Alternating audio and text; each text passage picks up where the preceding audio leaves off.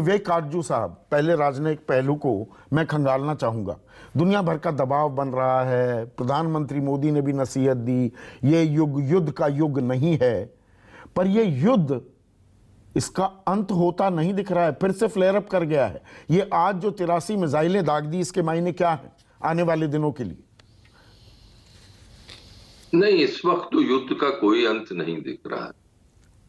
ये जरूर है कि अगस्त के महीने में, जुलाई अगस्त के महीनों में को ऐसा लग रहा था कि एक बैलेंस सा बन गया है। पूर्व और दक्षिण यूक्रेन पर की भूमि पर काफी हद तक रूस का कब्जा हो चुका था और एक संतुलन सा था, जिसकी वजह से रूस ने जो उसकी पुरानी जो मंशा थी, जब युद्ध शुरू हुआ फरवरी में, कि मध्य यूक्रेन की भूमि पर भी उसका कब्जा हो, ऐसा लगता था, वो मंशा उसकी छूट गई।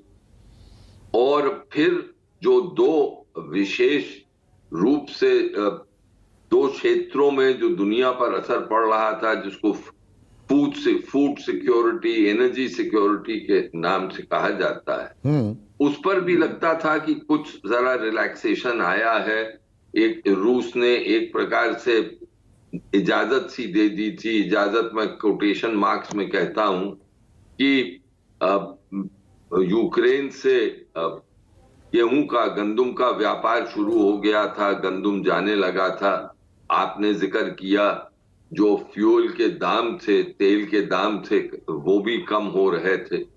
लेकिन सितंबर की शुरुआत से जो यूक्रेन का एक ऑफेंसिव शुरू हुआ, जो उनका आक्रमण शुरू हुआ, कि पहले तो पूर्व में और फिर दक्षिण में, उससे जो संतुलन सा बन गया था, वो टूटा।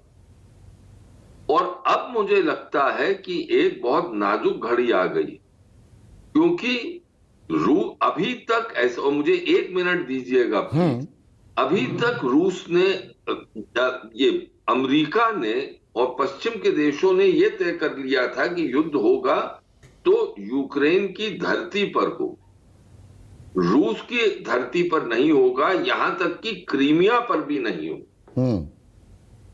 चुटपुट एक दो कुछ हुए वाकया, लेकिन उसके अलावा कोई ज्यादा नहीं। लेकिन अब जब से पुतिन की सेनाओं को नुकसान उठाना पड़ा, तो उसका एक उन्होंने राजनीतिक जवाब, वो राजनीतिक जवाब ये कि यूक्रेन की भूमि पर को अपने में वो रेफरेंडम करवा के मिलवा लिया।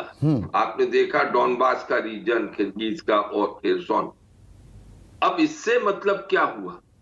अब इसका मतलब यह हुआ कि उन्होंने कहा कि जो पहले अमेरिका और अब यूरोप का रवैया था रूस की भूमि पर, जो कि अंतर्राष्ट्रीय, जिसको अंतर्राष्ट्रीय मान्यता प्राप्त है, अब वो चाहते हैं कि वही मान्यता आप दें इस भूमि।